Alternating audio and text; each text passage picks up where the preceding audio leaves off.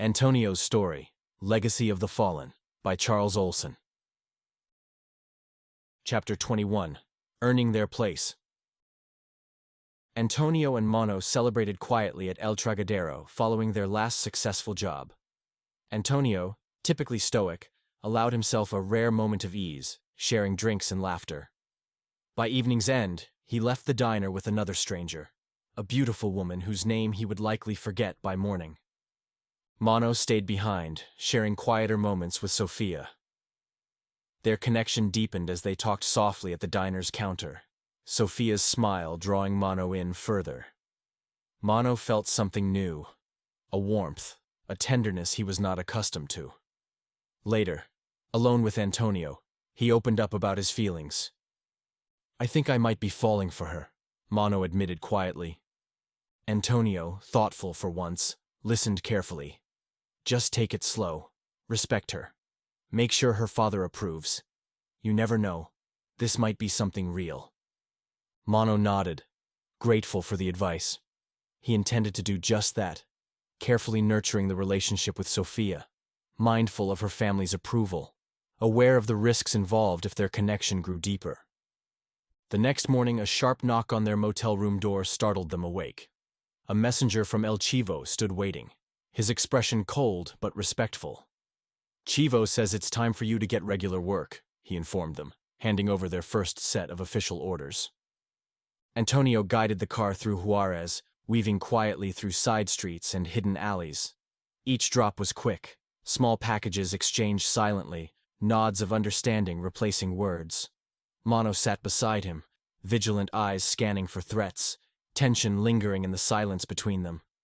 Every successful run brought a slight relaxation to Mono's shoulders, and Antonio felt the weight of trust slowly settling upon them.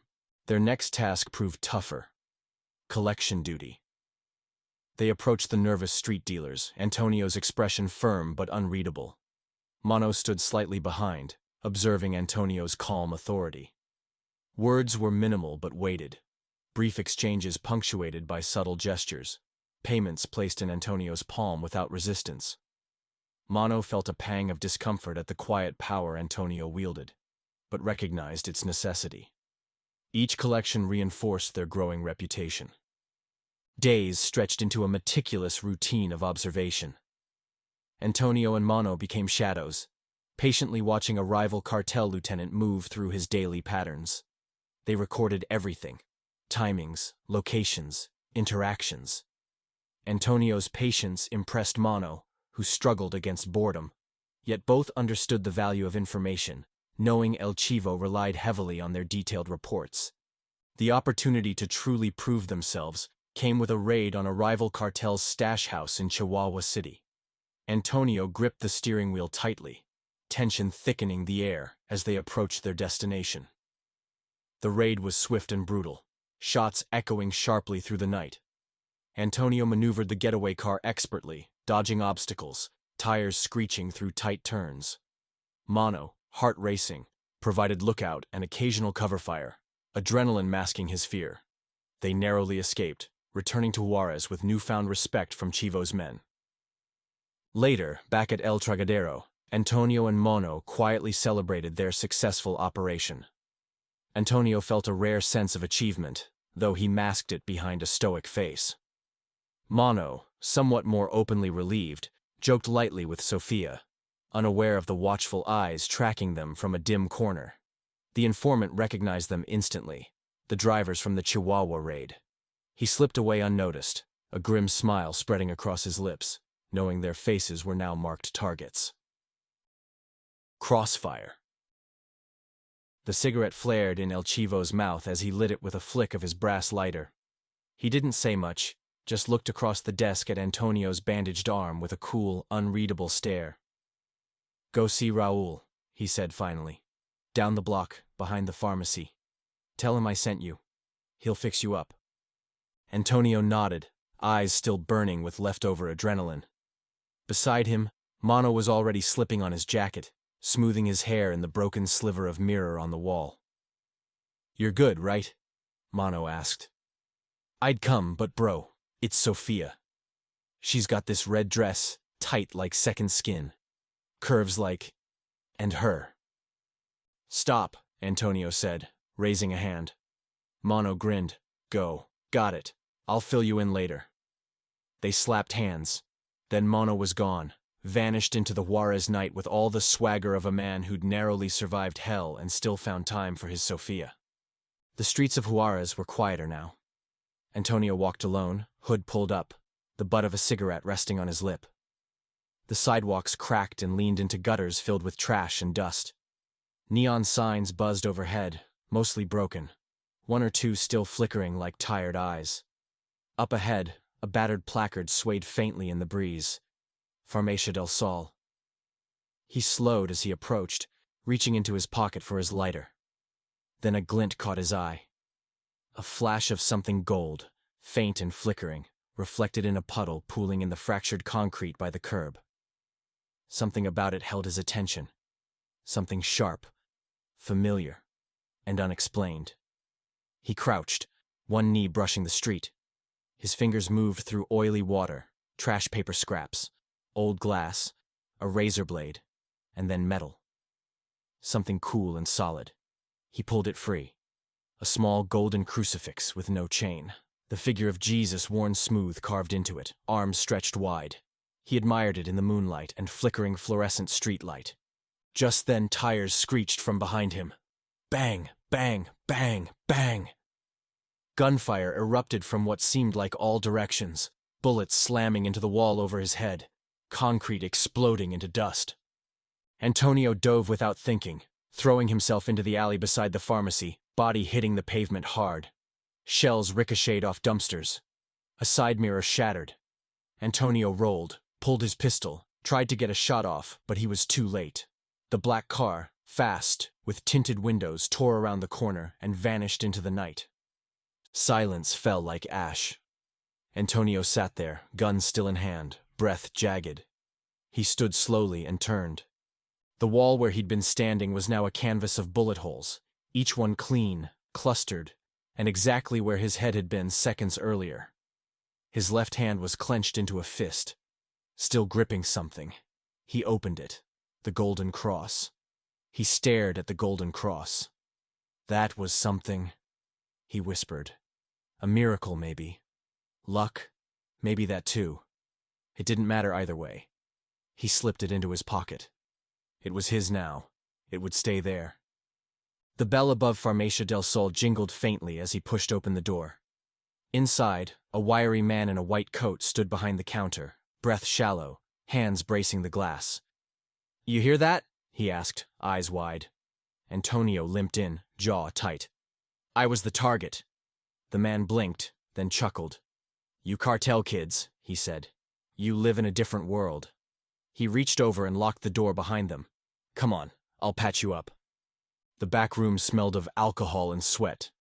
Fluorescent lights hummed overhead, flickering weakly.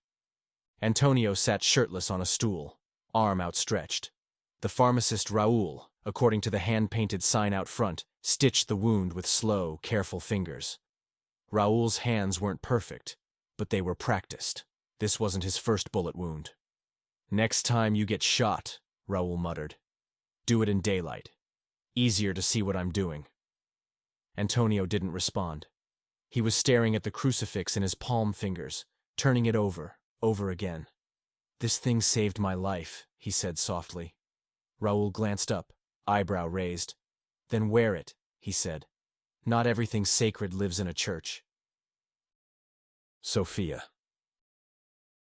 The streetlights in Juarez never shone steadily, always flickering, always buzzing like they knew something was about to happen.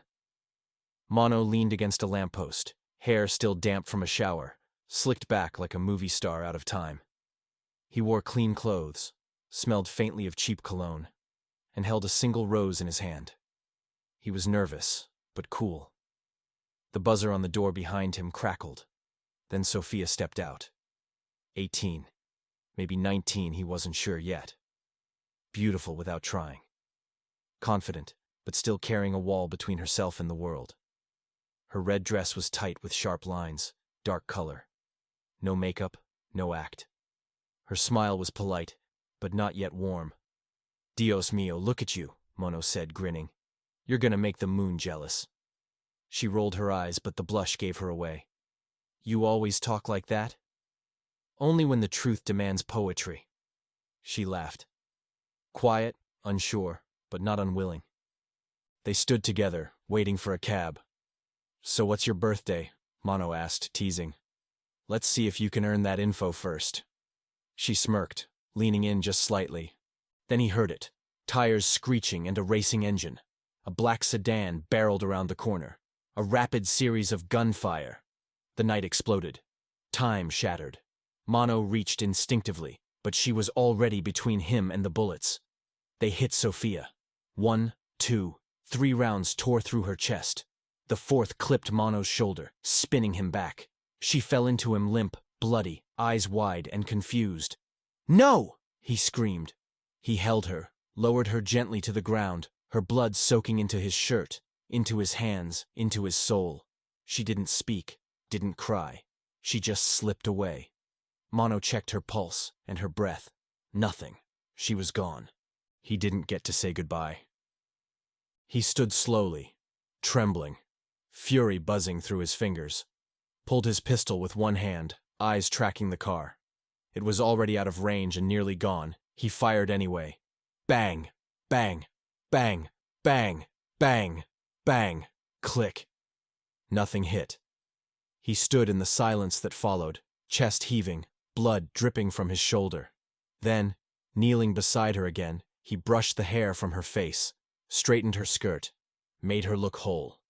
Then he turned, leaned behind a parked car, and reloaded his revolver.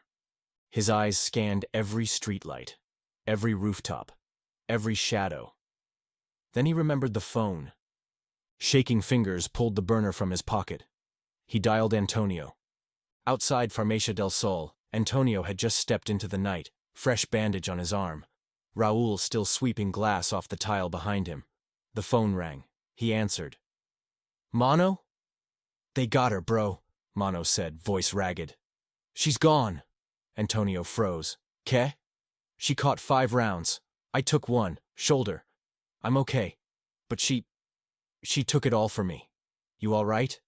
Can you move? Yeah, Mono muttered. Cab's coming. You? They tried to hit me too. Just missed. Wasn't random. Mono's voice dropped. Dead calm. They're hunting us, Antonio agreed. I think so. It's time we go to the boss. Meet me there.